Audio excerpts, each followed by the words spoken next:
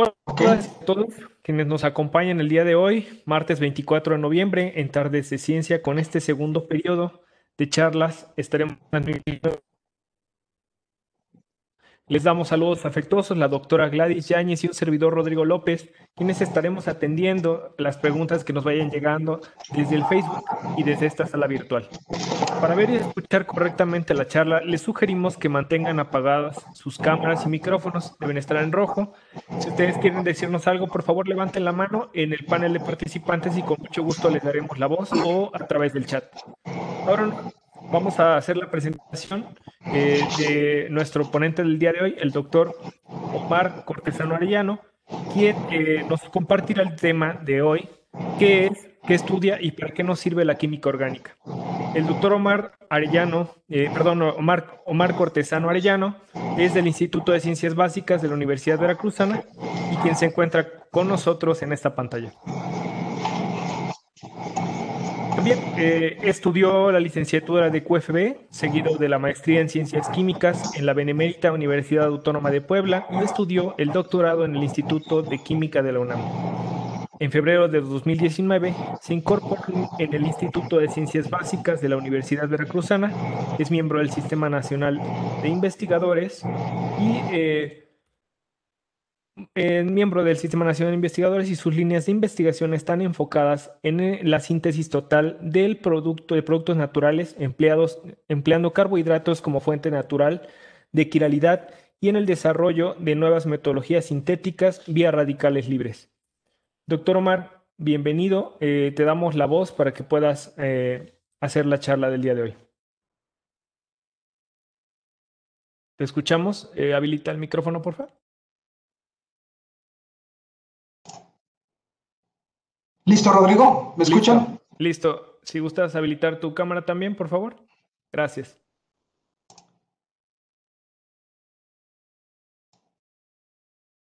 Listo. Buenas tardes a todos. Muchísimas gracias por la presentación, Rodrigo, por darme la oportunidad de platicarles un poco sobre esta fascinante área de la química.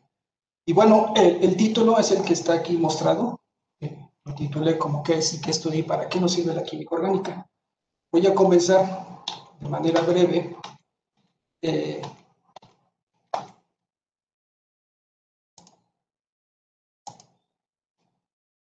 Definiendo la química orgánica. La química orgánica se define como una rama de la química que estudia los compuestos que contienen el elemento llamado carbono. Para aquellas personas que no están familiarizadas con esta gráfica, es una representación de todos los elementos que están presentes en la naturaleza. De otro modo, podríamos decir que son como especies de legos, como estructuras, como fichitas en las cuales nosotros podemos seguir armando, dependiendo ya saben, ¿no?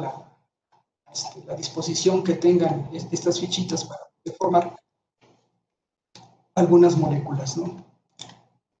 Si por ejemplo, nos aburre un poco, nos recuerda por ahí los años que tuvimos en la secundaria, donde nos hacían aprender la tabla periódica, podríamos relacionarla con estos personajes de Marvel, ¿no? Es decir, aquí es prácticamente sencillo, digerible, que nosotros podamos entender que cada elemento de la tabla periódica viene siendo así como un personaje de Marvel, ¿no? Es decir, tiene un traje, poderes especiales, etcétera, etcétera, ¿no?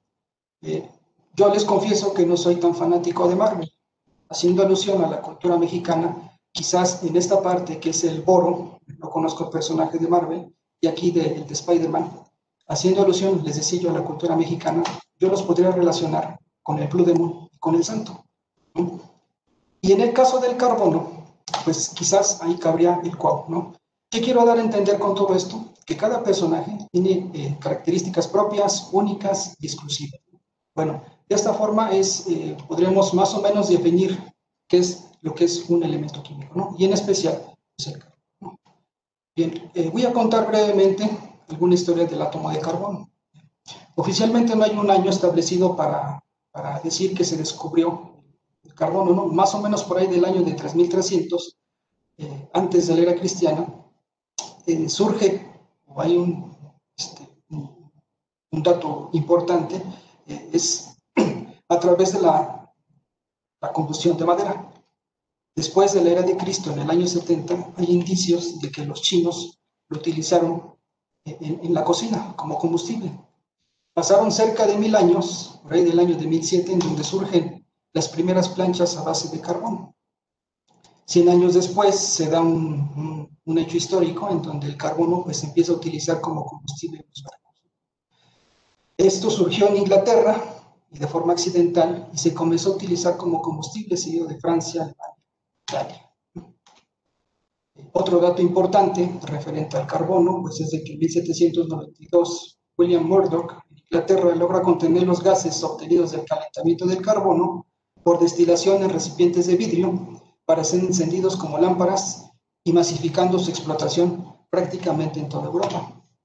En 1813 se da el descubrimiento de derivados del carbono, que son el diamante y el grafito, y oficialmente en el año de 1869 el carbono se hace oficialmente elemento, ¿no? Y esto es gracias a Dmitri Mendeleev, cual es él se encargó de organizar los elementos que en aquel entonces se conocían, que eran prácticamente 60.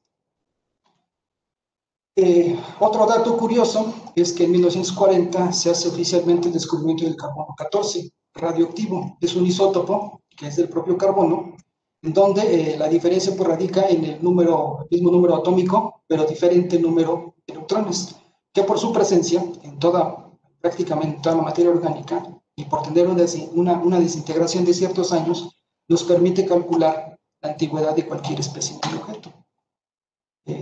El último dato pues, es de 1985, que se descubre el fulereno. Este es el tercer derivado estable del carbono, en donde prácticamente en la actualidad pues, es utilizado para fabricar algunos nanocompuestos, dada su versatilidad y forma cilíndrica, ¿no? Esto lo podemos encontrar en aplicaciones médicas, como superconductores, e incluso también en la fibra óptica, ¿no? Que actualmente pues, es la que utilizamos para conectarnos en Internet. Otros datos importantes del carbono pues, es la alotropía. La alotropía no es más que una propiedad de algunos elementos químicos de existir en dos o más formas diferentes en la naturaleza. Dentro de esta alotropía hay 4 formas alotrópicas que presenta este elemento, el carbono, que son el diamante, el grafito, el fulereno, el grafeno, que son estas, ¿no? Prácticamente la única variación pues, es la disposición y el acomodamiento de estos átomos de carbono, ¿no? Este último, gracias a este acomodamiento de los átomos, se utiliza principalmente para hacer la filtración de agua, la purificación de agua. La abundancia natural con respecto al elemento del carbono lo podemos encontrar prácticamente en todas las rocas, en el Sol también lo podemos encontrar, en algunas estrellas, y también se ha encontrado que está presente en la atmósfera de varios planetas. Esto es en forma de CO2. Otros datos importantes pues es que es un elemento no metálico, más abundante en la naturaleza. Lo podemos encontrar principalmente en forma de carbonatos. Es el segundo elemento que es más abundante en el cuerpo humano después del oxígeno, y el principal uso industrial pues, es el componente de los hidrocarburos, ¿no? Con base en estos antecedentes que les acabo de mencionar, pues surge la pregunta, ¿no? ¿Por qué toda un área de la química debe estar dirigida a la química de compuestos que contiene el elemento carbono? Quizás con estos antecedentes podríamos establecer que los compuestos de carbono son fundamentales para las estructuras de los organismos vivos y por lo tanto para la existencia de la vida en la Tierra. Entonces, pues existimos gracias a estos compuestos de carbono. Carl Sagan, quien era un gran divulgador científico, si no es que el mejor a nivel mundial, él solía decir que la belleza de un ser vivo no son los átomos que lo conforman, sino la forma en la que estos átomos se unen. Y bueno, entonces surge otra pregunta. ¿Qué es lo que hace que el carbono sea el elemento elegido por la naturaleza y por los organismos vivos? Pues tienen una particularidad. La particularidad es que los átomos de carbono pueden formar enlaces fuertes, ya sea con otros átomos de carbono o incluso con otros elementos, como puede ser el hidrógeno, para formar cadenas y ciclos, ¿sí? El ejemplo más representativo de la molécula del carbono pues, vendría siendo en combinación con otro elemento, que sería el hidrógeno, vendría siendo esta molécula que es producida por las vacas, que se llama metano, Y estas representaciones, a la primera es una fórmula condensada, nos indica que en la molécula está presente un solo átomo de carbono unido con 4 átomos de hidrógeno. La fórmula desarrollada vendría siendo esta. Actualmente se conoce que las moléculas son tridimensionales y las podríamos representar de este modo. Estas líneas que son continuas nos indican que están en el plano y estas que están, digamos, rellenas y otras punteadas nos están indicando que una está hacia adelante o que otra está hacia atrás. Una analogía muy sencilla podría ser a lo mejor un coche, ¿no? Este enlace vendría siendo el cofre y este de acá vendría siendo la cajuela. Y ya esta es otra representación, ¿no? En donde aquí ya no se utilizan las letras, ¿no? Sino se utilizan colores, ¿no? Se hace por, digamos, una costumbre, es de que el carbono se ha definido como un color gris y los hidrógenos en color blanco. Otra particularidad que tiene la química, pues es que es un lenguaje universal. Y a pesar de que no hablamos, por ejemplo, el mandarín, el alemán, el francés, nosotros nos podemos comunicar gracias a estas representaciones. La otra parte, que es generar cadenas y ciclos, pues el ejemplo representativo podría ser el isoctano. El isoctano lo podemos representar así, como el que estoy señalando, o de plano como la fórmula desarrollada, que es una cadena que está principalmente, son 8 átomos de carbono en total, y es el principal componente de la gasolina. Les decía yo también que no solamente se puede unir con elementos del carbono, sino también se puede unir con el hidrógeno, con el nitrógeno, con el oxígeno, incluso con el azufre. Algunas moléculas que son representativas y que tenemos en nuestro cuerpo, vendría siendo el retinal. Este compuesto orgánico está formado por átomos también de carbono, pero también tiene oxígeno e hidrógeno. Esta molécula tiene la particularidad de que puede absorber la luz, y esta luz, una vez que la absorbe, la genera un impulso nervioso, lo cual nos permite ver, ¿no? Otra molécula que es importante es la serotonina. La serotonina es un neurotransmisor que le comunica al cerebro, y de esta forma nosotros podemos regular el estado de ánimo, el apetito, el sueño. La molécula también presenta átomos de carbono unidos con átomos de nitrógeno, de oxígeno y de hidrógeno. Y ya el último ejemplo, en donde estamos, les estoy mostrando moléculas en donde están involucradas también átomos de carbono, pero también de oxígeno, ¿no? Y el ejemplo representativo pues, serían los carbohidratos, ¿no? Como el caso de la sacarosa se obtiene a partir de la caña de azúcar. Y en el último caso, que es el del azufre, digamos que un ejemplo representativo de estas estructuras pues vendría siendo el aroma que despiden los zorrillos, ¿no? Estas estructuras son las que muestro, las que estoy señalando aquí, en donde está presente un átomo de azufre, ¿no? Obviamente unido con átomos de carbono. Ahora bien, esto es actualmente común, ¿no? Por ejemplo, cómo surge la clasificación de una sustancia orgánica e inorgánica.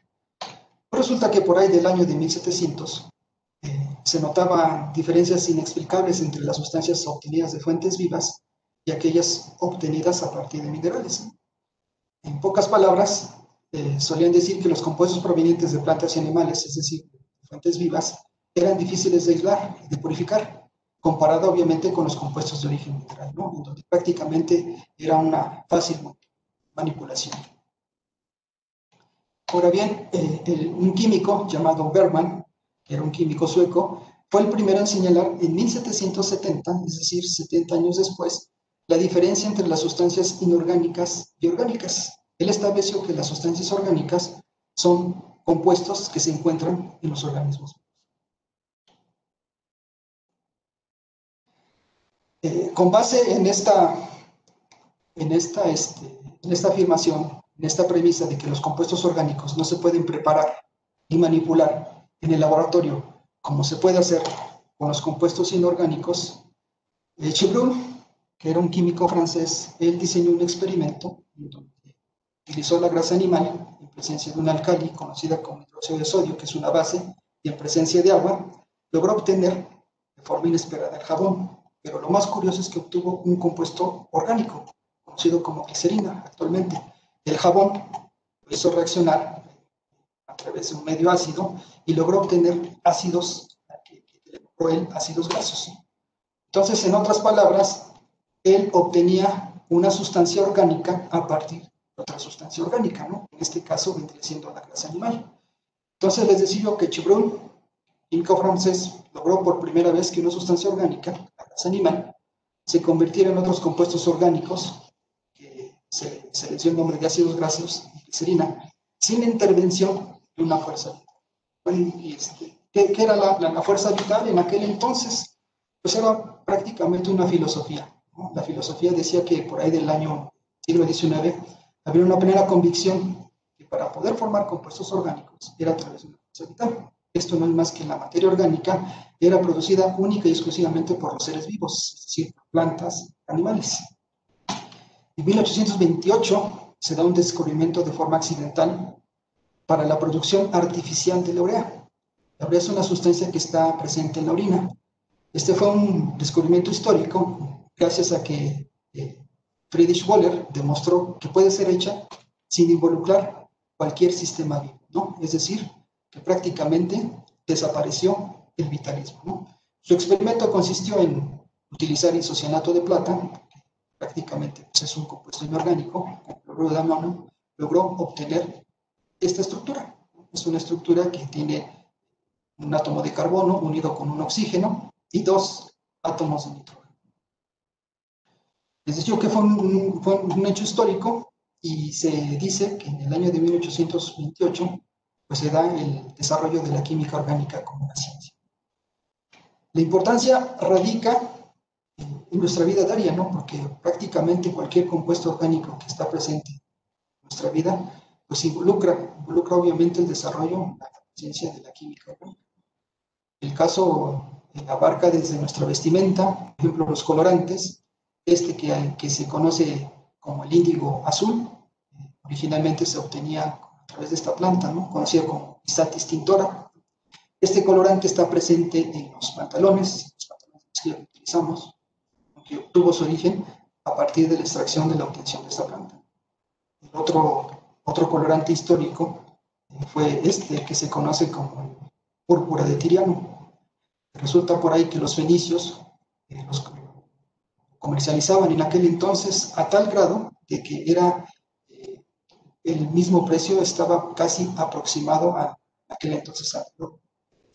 Y para la obtención de este colorante, pues cuenta la historia que se sumergían a una cierta profundidad del mar, obtenían moluscos, es decir, que son como por ejemplo los pulpos, los caracoles, y en algunos casos, si eran muy pequeñitos, los machacaban. Y así pintaban las prendas de aquel entonces. El trabajo era un poquito tedioso, porque aparte de mandar machacando los animales, exponían más o menos, para que lograra tener el tinte, 10 días aproximadamente. Eso es con respecto a la parte de la vestimenta. No se diga también del hecho de la perfumería, ¿no? Que tuvo también su origen, obviamente, en la naturaleza, ¿no? Es muy fácil entender que las fragancias, principalmente los aromas que son agradables para nuestra nariz, pues vienen de las flores, de las plantitas, de los árboles. En aquel entonces, estos aromas se obtenían a partir de una colección de resina. Una vez que obtenían la colección de resina, ya sea un árbol, una planta, el extracto que ellos obtenían lo utilizaban como ingredientes para hacer pinturas, para obtener aceites y llevar a cabo sus rituales religiosos, para perfumes, para esencias, para agentes desinfectantes, incluso para medicinas. Actualmente sabemos que estas fragancias se deben principalmente a una clasificación de estructuras orgánicas llamadas terpenos. Y aquí pues les muestro los envases que en aquel entonces estaban, ¿no? Por ahí también está la leyenda de que Cleopatra y Marco Antonio tenían una adicción, por decirlo así, con el cedro blanco, no con el árbol del cedro. Actualmente ya no lo hacemos así. Aquí les muestro algunas fragancias que son comerciales y que obviamente tuvieron su inspiración en estos antecedentes que les acabo de mostrar. Por ejemplo, que es el Fir Santol, tiene un aroma parecido al sándalo con madera, a que es un aroma fresco, tropional, y último que tiene un aroma flores, ¿no? Jazmín. También sabemos que dependiendo de la concentración de estas estructuras, de estas esencias, pues, varía la calidad del perfume, ¿no? Ahí tenemos que, como le nombran, el Bois de Parfum tiene una concentración aproximada del 15%, el agua de el Bois de Toilette, que es aproximadamente del 10 al 5, y la más ligerita, que es la Colonia, que es el 5% de concentración. Esto es referente a la perfumería. Ya abarqué la vestimenta, la perfumería. Si no queremos utilizar perfumes, pues también tenemos aquellos aromas que están presentes en nuestro cuerpo, ¿no? Y estos aromas se deben principalmente al resultado de la actividad bacteriana que producen compuestos orgánicos, ¿no? Apestosos. Los más representativos, pues, es la halitosis, ¿no? Es lo que se conoce como el mal aliento, en donde tienen presentes estructuras orgánicas con carbono, principalmente con azufre. Hay algún aroma relacionado con el ajo, con huevo podrido. El caso de las axilas, de ahí vienen algunas estructuras, estos compuestos, por ejemplo. El primero, que tiene un aroma a chivo, ¿no? A vaca, perdón, a cabra. El otro que es a cebolla, que lo relacionamos con el aroma a sope, ¿no? O a Mimelópolis, como se le conocía allá en Puebla, ¿no? Y este último a comino, ¿no? El aroma de los pies, ¿no? Está prácticamente relacionado con el queso, con los chetos, ¿no? También se encuentran estructuras que están presentes también, carbonos unidos con átomos de azufre. El azufre con el aroma del ajo y del queso, ¿no? Y de las flatulencias, pues que basta decir cuál es el aroma, ¿no? Que tiene, ¿no? Realmente está relacionado también a los huevos podridos, al azufre, al ajo. El cabbage viene siendo así como el repollo, como la col, el azufre. ¿Qué otro más podemos tener? Pues yo creo que la parte más importante de todo esto pues, vendría siendo la elaboración de medicamentos, ¿no? Que son compuestos orgánicos que están presentes también hasta en los medicamentos, ¿no? El caso particular pues es el de la aspirina, ¿no? Que se conoce como el fármaco más popular del mundo. Este tuvo su origen con los egipcios, ¿no? Ya que utilizaban algunos métodos curativos a base de plantas medicinales con acción analgésica, antiinflamatoria y antipirética. La antipirética es que disminuye la fiebre. Estas plantas pues, las obtenían a partir de un árbol, que cuenta la leyenda que ellos lo asemejaban con este árbol conocido como Salix alba o sauce blanco. Era un árbol que crecía alrededor del río Nilo. Y ellos argumentaban que, por ejemplo, si era un árbol robusto y fuerte, pues aguantaba el dolor. Entonces, por eso lo relacionaban prácticamente con el dolor, y que incluso podía curar el dolor de aquel entonces, ¿no? En 1763, un médico y sacerdote inglés llamado Edward Stone reportó la administración exitosa de un extracto seco, como este de acá, a partir del sauce blanco, ¿no? Y lo pulverizó a partir de la corteza del árbol y lo disolvió. Aquí está la historia, por si no me creen, lo disolvió tanto en la cerveza como en el agua. Se lo disolvió y se lo administró a 50 pacientes. Entonces, lo divulgó, lo reportó incluso y actualmente es considerado el primer ensayo clínico que se registró. Afortunadamente curó hasta cierto modo la fiebre, pero todos los pacientes se quejaron de que el polvo que les había administrado era extremadamente amargo. El propósito pues era obviamente, digamos que, contrarrestar estos efectos adversos.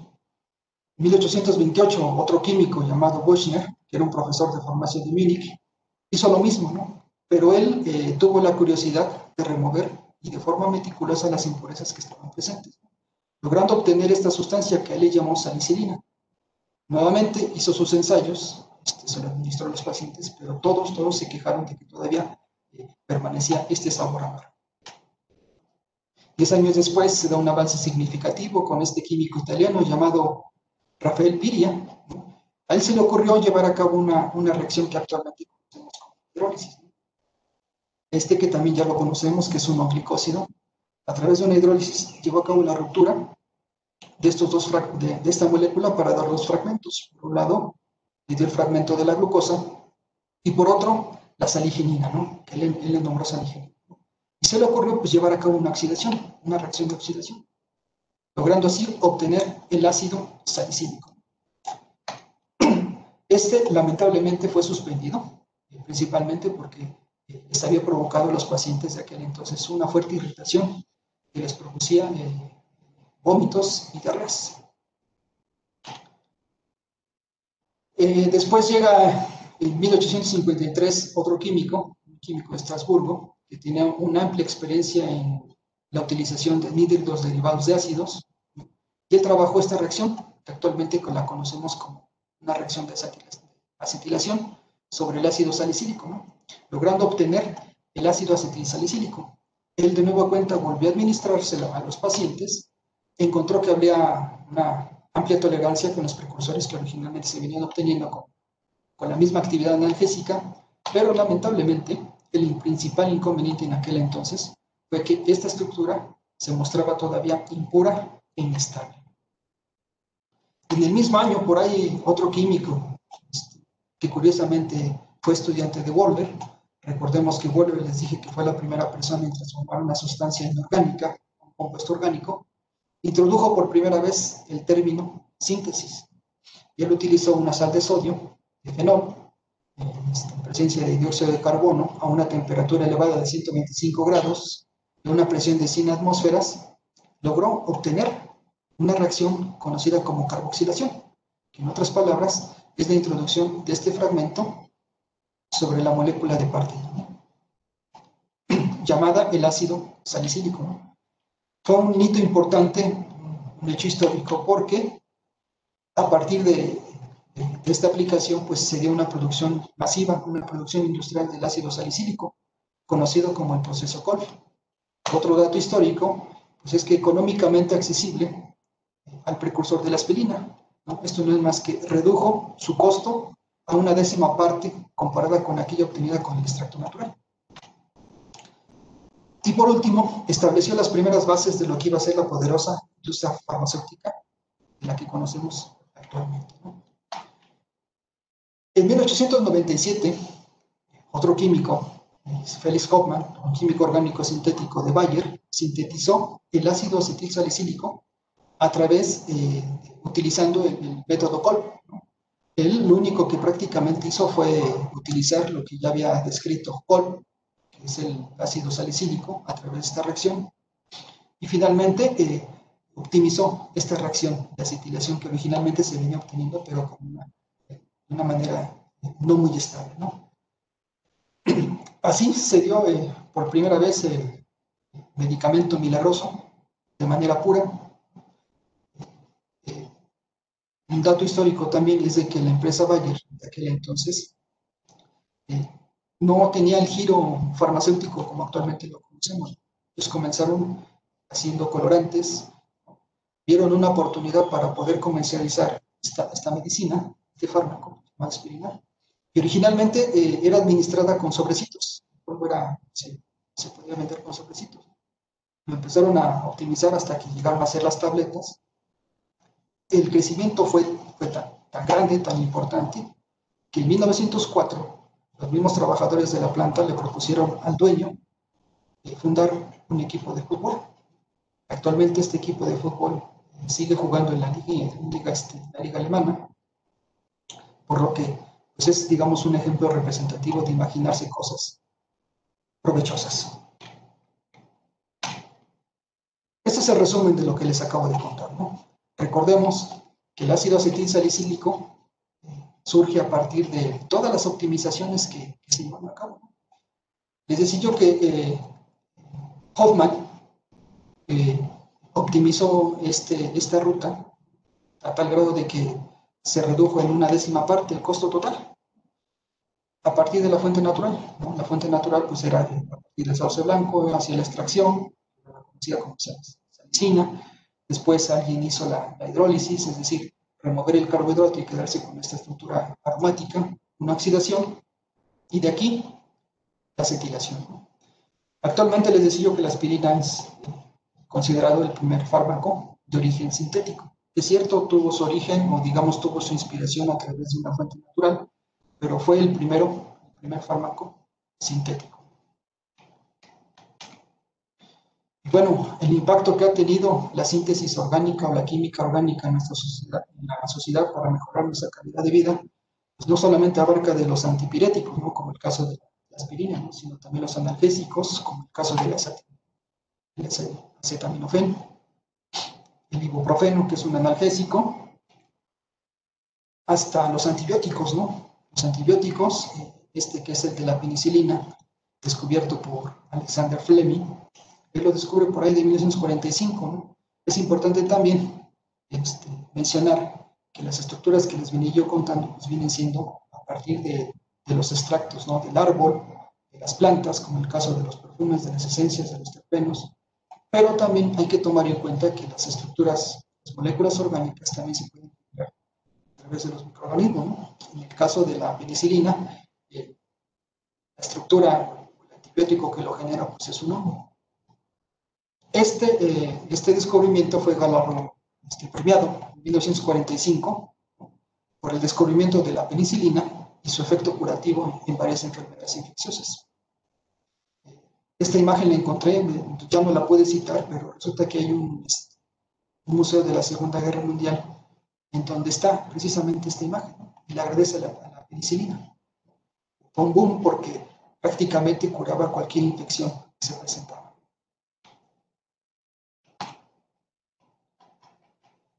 Otro dato también histórico pues es el hecho de que también la química orgánica ha tenido un impacto importante con el hecho del desarrollo de los antiparasitarios, ¿no? Este descubrimiento se lo otorgaron en el año 2015 a Yu Yu Tu, la primera mujer china en obtener el Nobel. Por ahí de los años 70, ella aisló, a partir de una fuente natural, una hierba medicinal de la medicina china que se ocupaba, esta estructura, conocida como artemisina. Actualmente es la que se ocupa para llevar a cabo el tratamiento de la malaria. Lamentablemente esta enfermedad afecta principalmente a los países pobres. Y un dato que es alarmante, pues es que cerca de más de 250,000 muertes son registradas de niños cada año por esta enfermedad. El último dato también es referente al cáncer de mama, ¿no? Este es un atlas que está prácticamente en todo el mundo. Por ahí surge una clasificación de que, al menos en Estados Unidos, 1 de cada 8 mujeres está diagnosticada con esta enfermedad y prácticamente abarca todas las culturas, prácticamente en todo el mundo, ¿no? También, les decía yo, a esta enfermedad que ha estado presente, por ahí de 1970 también se encuentra que un fármaco, una molécula que puede atacar el cáncer, pues es esta que se le conoce como el Taxol. Esta también tuvo su origen a partir de la extracción de un árbol llamado Taxus brevifolia. Cuentan también aquí la historia, es una historia muy curiosa porque para llevar a cabo los primeros ensayos clínicos tuvieron que hacer la tala de árboles de aproximadamente 38,000 para solamente obtener 25 kilos de este extracto. Este extracto, ahora sabemos, pues, es la estructura que les estoy mostrando. Sin involucrar, obviamente, el largo trabajo que implicó el hecho de hacer las extracciones y de hacer purificaciones y todo. Actualmente se comercializa para el cáncer de mama, pero es semisintético, ¿no? Semisintético quiere decir que no toda la estructura molecular proviene directamente del árbol, ¿no? Sino que se obtiene una sola parte, se hacen 2 o 3 transformaciones y se obtiene ya el anticáncerígeno.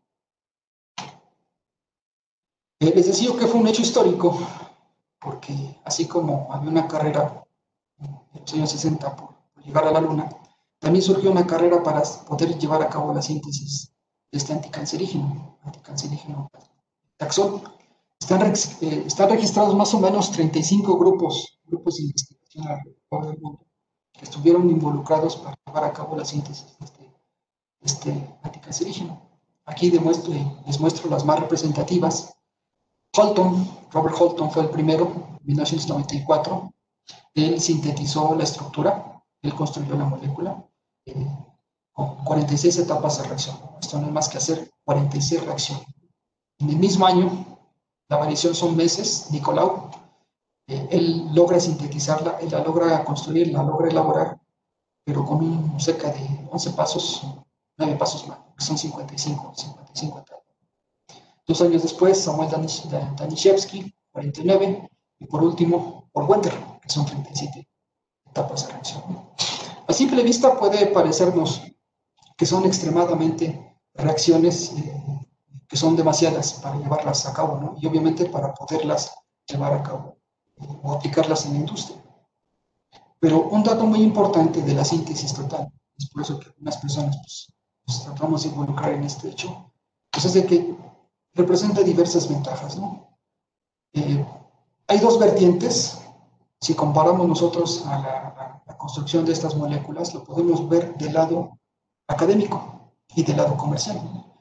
Con respecto a la parte o al área de lo académico, pues nosotros podemos apreciar una ruta de síntesis en la cual pues, sea elegante, que sea una ruta concisa, que tenga una eficiencia atómica bastante elevada. Esto no es más que decir, si 100 átomos estuvieran involucrados en nuestro producto de partida, pues tienen que estar involucrados en nuestro producto final. Lamentablemente no es así.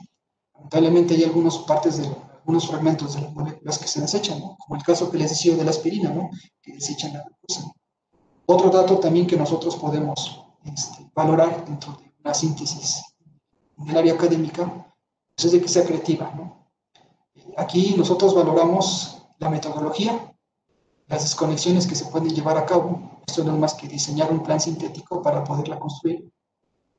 Otra parte también importante pues es admirar la arquitectura novedosa que presentan dichas moléculas. Si nosotros somos capaces de un mundo macroscópico de valorar, de admirar construcciones importantes a nivel mundial, ¿por qué nosotros no podemos valorar desde el punto de vista molecular y admirar dicha estructura, ¿no? Dicha arquitectura? También,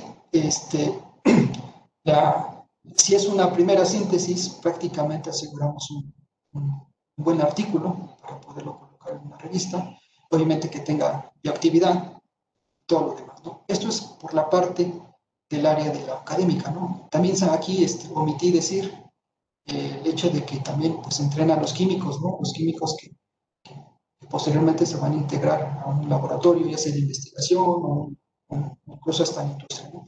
Con respecto a la parte de que una síntesis sea comercial, pues obviamente tiene que tener la molécula que sea bioactiva, que sea práctica, es decir, cuánto rendimiento obtenemos con respecto a las etapas de reacción que se va obteniendo, ¿no? La selección de los reactivos, es decir, que sean seguros, que estén disponibles, que sean de bajo costo, y principalmente los métodos de purificación, ¿no? Los métodos de purificación en los cuales nosotros estamos relacionados, que es el pan de cada día de nosotros, pues son las cromatografías, ¿no? En las industrias es muy difícil que se las sigan llevando con purificaciones de cromatografía. Esta imagen que aquí les muestro, la tomé recientemente, lo publicado por una persona brillante, que es Baran. Él, yo creo que refleja prácticamente lo que actualmente. Este es el árbol del taxol, que les decía del anticancerígeno. Y por otro lado tenemos aquí a los químicos, ¿no? Los químicos, tenemos nuestra cajita de herramientas, ¿no? Que es prácticamente las herramientas que nosotros tenemos disponibles para poder empezar a crear, a construir la molécula que originalmente el árbol la crea, ¿no? La crea de forma natural, ¿no? Hasta cierto punto, hasta con recelo, el árbol voltea a verlos y está enojado, ¿no? Y les dice que son amateurs.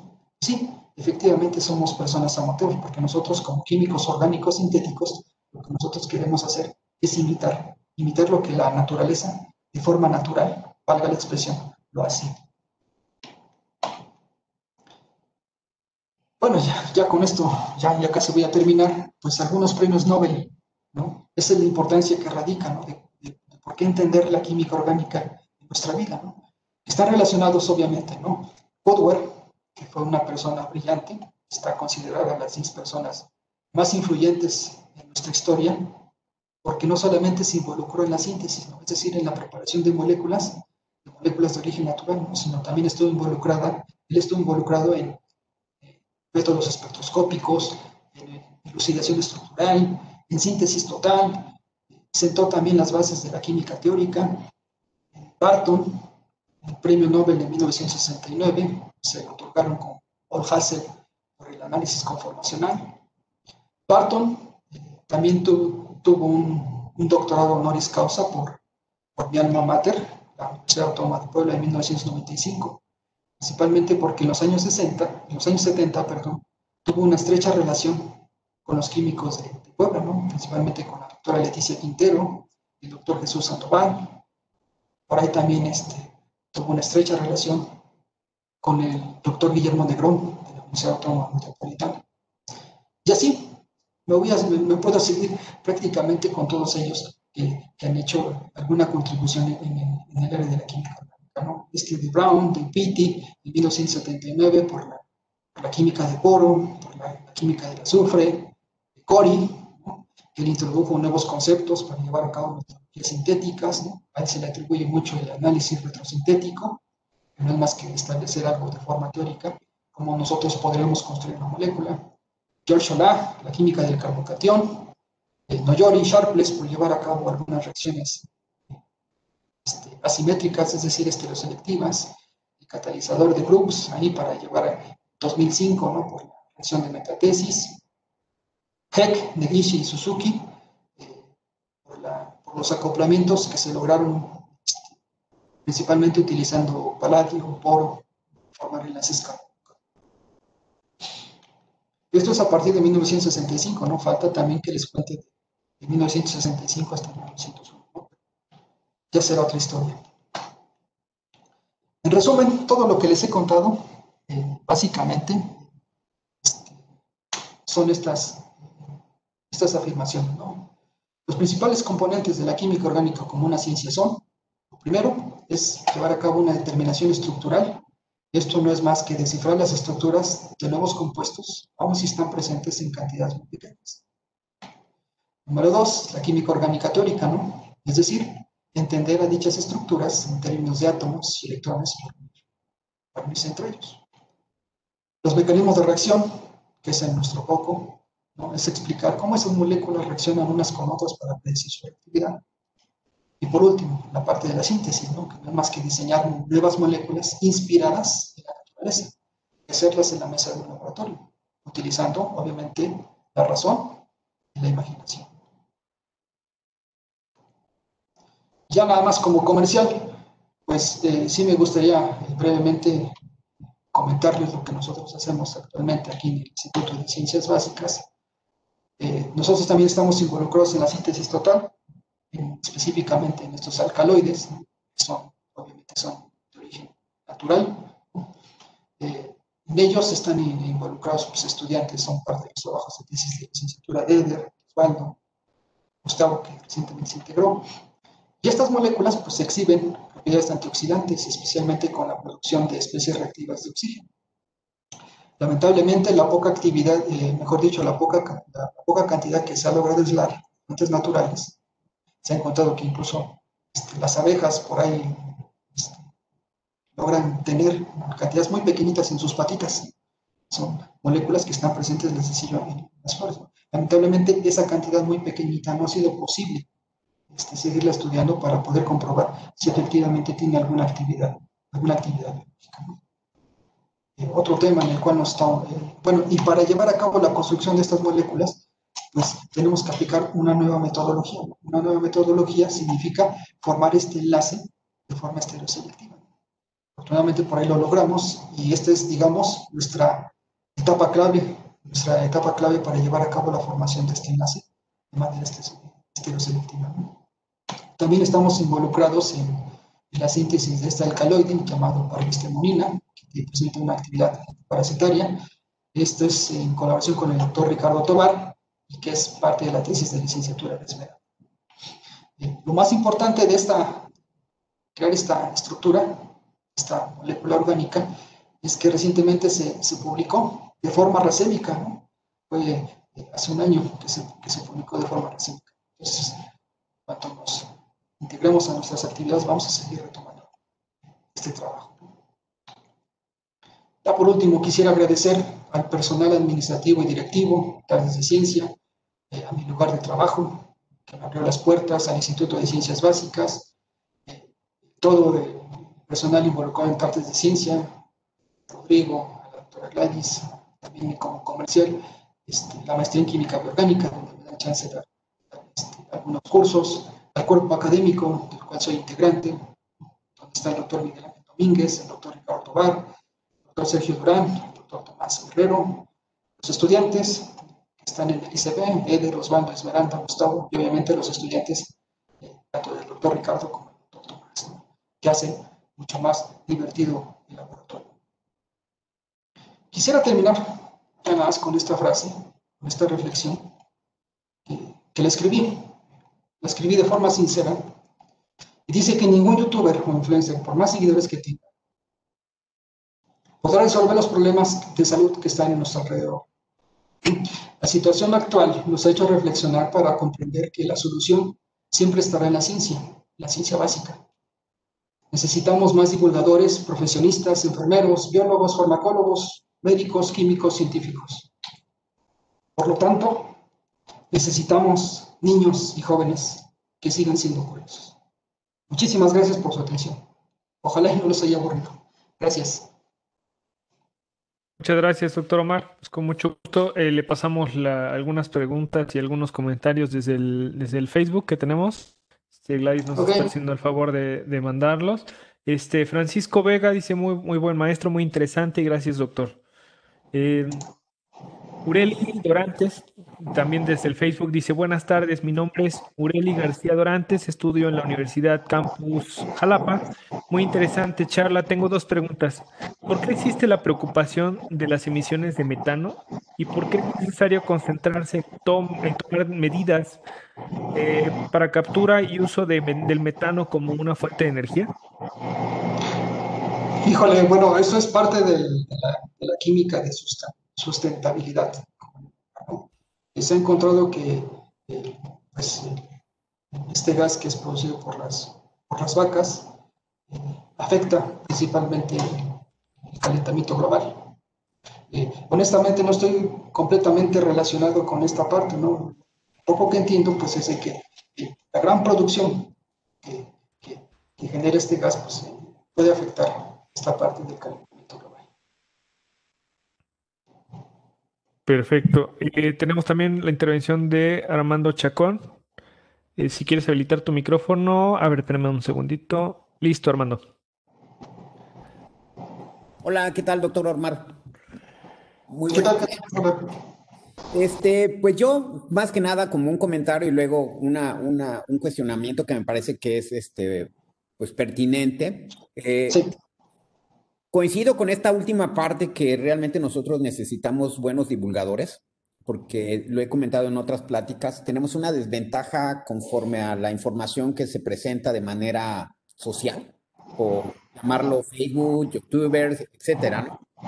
Sí. Hay dos modalidades, ¿no? Hay youtubers que pues presentan algunos aspectos más o menos poco informados, pero no tan ignorantes, y hay otros que definitivamente son muy ignorantes. Pero bueno, eso muestra dos condiciones que me parece que son importantes de pensar.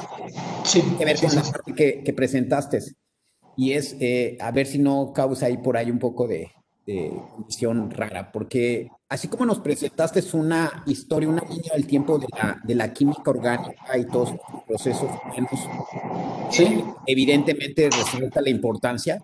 Yo creo que también hay una línea del tiempo en donde la química orgánica también se ha utilizado para fines no benéficos, ¿no? Que creo y que estoy convencido que es lo que más evidentemente abunda, en el sentido de que tenemos efectos dañinos secundarios a partir del mal uso y de la no consideración de los aspectos que podrían estar afectando Sí, sí, esta sí. parte de los procesos químicos, ¿no? Así Eh, es. un ejemplo, por ejemplo, la gasolina, ¿no? Pues, en términos económicos, el petróleo, la gasolina, etcétera, etcétera. Y finalmente no se pensó que como un combustible fuera a tener un efecto tan dañino como un efecto al nivel del cambio climático, ¿no? Que estamos padeciendo y que desafortunadamente muchos gobiernos piensan que eso realmente no es tangible, ¿no? Porque pues, el mismo Trump mencionó que eso no existía, ¿no? Como desechando esa parte que es tan evidente, ¿no? Entonces, Sí, sí, me sí. preocupa, no sé cuál sería tu postura, porque estamos viviendo justamente en esas dos polaridades, ¿no? Los beneficios de la química, pero también los efectos dañinos de la química, ¿no? Y eso pues se debe a muchas circunstancias que no necesariamente fueron intencionales algunas, pero otras sí han sido de manera intencional, ¿no? Entonces, me gustaría saber cuál es tu postura en ese sentido. Bueno, la opinión personal que yo tengo referente a esto, o sea, como lo digo en las clases, ¿no? Todo en exceso es malo, incluso hasta el amor, ¿no? El amor, si es excesivo, eh, se vuelve obsesivo, se vuelven celos y todo lo demás. Yo creo que siempre tiene que haber un equilibrio con todo, ¿no? Eh, yo lo que quise dar a entender, que por cierto hasta me costó trabajo, es dar una charla de divulgación, de dar el aspecto importante de la química, ¿no? Si se utiliza para otros fines, pues no sé, honestamente yo no conozco ninguna persona que tenga algún propósito para hacer algún mal. Todas las personas en las cuales yo me involucro, siempre estamos pensando en algo beneficioso, ¿no? Para la sociedad, para nuestro alrededor en general, ¿no? Por ejemplo, algún anticancerígeno que a lo mejor lo llegamos a probar, hacerlo de manera eficiente, utilizar menos, o mejor dicho, reactivos que sean amigables con el ambiente, ¿no? Actualmente hay una tendencia, ¿no?, de llevar a cabo reacciones con agua, ¿no? Lamentablemente nosotros en el laboratorio no lo podemos llevar a cabo, ¿no? ¿Y por qué no se puede llevar a cabo? Pues porque son moléculas orgánicas, ¿no?, que se disuelven en acetato de etilo, en diclormetano, en metanol, ¿no? Pero lamentablemente pues, en agua no se puede. Entonces, en conclusión, yo lo que quisiera decir pues, es de que depende con qué persona nos estemos involucrando, ¿no?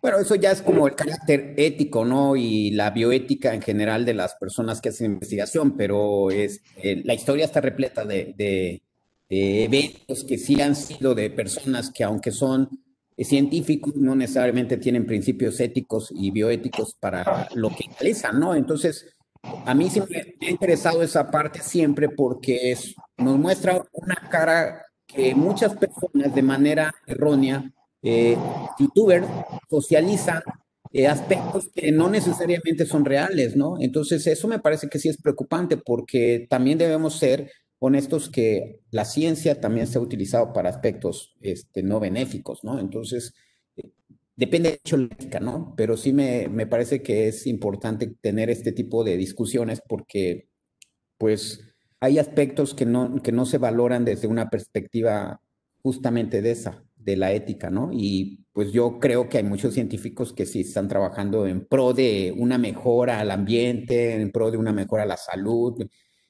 por ejemplo, ahorita, ¿no? Entonces, es evidente que hay un contingente de personas que están dedicadas a tiempo completo a algo que realmente es importante resolver, ¿no? Pero también hay personas que no necesariamente hacen eso, ¿no? Entonces, por ejemplo, hay el anthrax como un elemento, pues es dañino para la comunidad, ¿no? Para el ser humano, ¿no? Para los seres vivos, ¿no? Y pues es un producto finalmente elaborado, es profeso para dañar, ¿no? Entonces yo creo que también hay que tener en consideración esos puntos. Muchísimas gracias. Omar, tienes apagado tu micrófono, es que tenía mucho ruido. Si lo puedes habilitar, por favor. Ahí está. Ay, muchas gracias. Ok, muchas gracias, Armando. También tenemos desde aquí de la sala a Darlet Cassandra Rivera Álvarez, que dice muchas gracias. Desde el Facebook también tenemos a Alejandra de Hipatia. Dice, hola, excelente charla, felicidades, doctor Cortesano. Tengo una duda. Omar, te voy a apagar tantito el micrófono y ahorita cuando Sí, ya vayas a responder lo habilitamos, ¿vale? Dice, hola, excelente charla, felicidades, doctor Cortesano.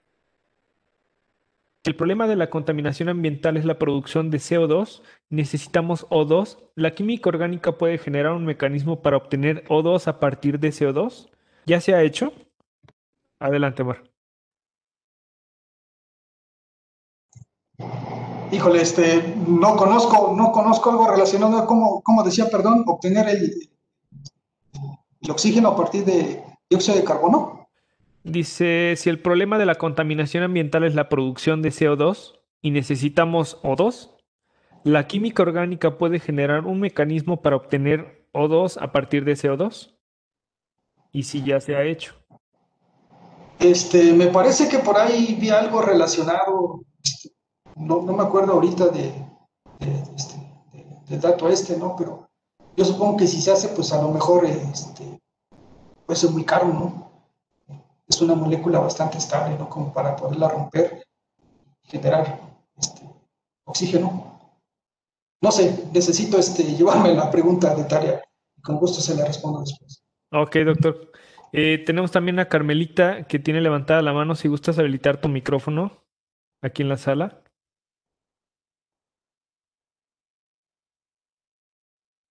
Carmelita,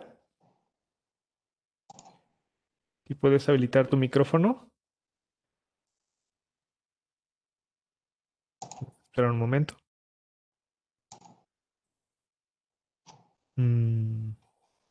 Bueno, le esperamos un momento y en la próxima ronda le preguntamos de nuevo. Alejandra Cortés Ruiz, también de aquí de la charla, dice muy buena, perdón, de la sala, muy buena charla, excelente tema. Desde el Facebook, tenemos a Juanita Méndez Serrano. Saludos, Omar, y excelente plática, felicidades. Tenemos desde el Facebook a Saúl Axel Luna Hernández. Felicidades, doctor. Creo que fuimos su primer grupo de clases en la maestría de química bioorgánica y sus clases fueron de mis favoritas. Adelante, doctor Álvaro. Muchísimas gracias. ¿Cómo no? Sí, ubico a Saúl. Claro que sí. Saludos, saludos, saludos. Vamos a preguntarle de nuevo a Carmelita a ver si puede habilitarnos el micrófono. Carmelita, te escuchamos. ¿Tienes levantada la voz? ¿Quieres participar? Vamos a esperar un momentito.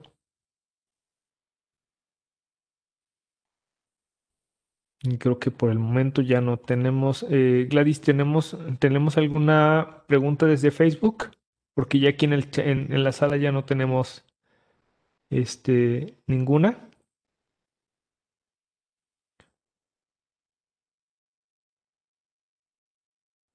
Ya no, dice, ya son todos los comentarios. Muchas gracias.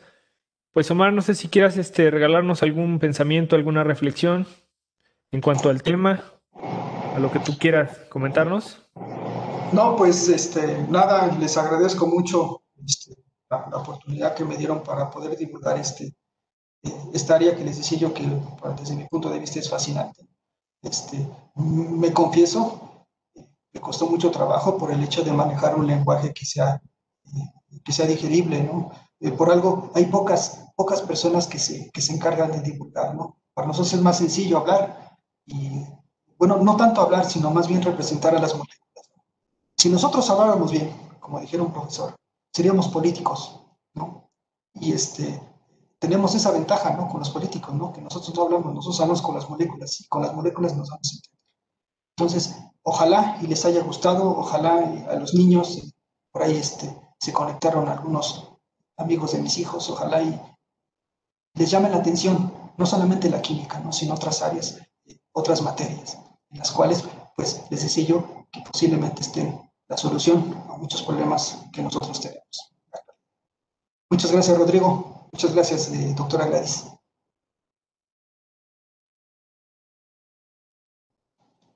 Gracias, Omar. Pues con esto daremos por concluida la charla del día de hoy. Muy interesante, por cierto. Pues a nombre de la Dirección General de Investigaciones de la Universidad Veracruzana, de la Academia Mexicana de Ciencias y nuestros colaboradores de Difusión Cultural y Comunicación Universitaria, al doctor Omar, quien estuvo con nosotros en la tarde de ciencia de hoy, les agradecemos habernos acompañado en esta charla.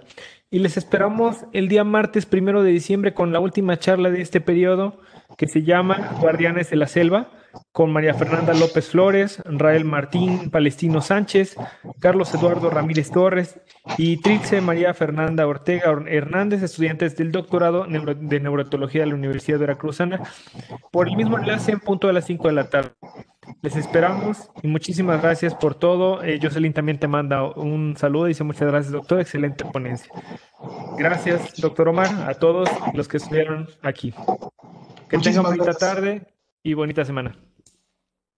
Gracias igualmente, hasta luego.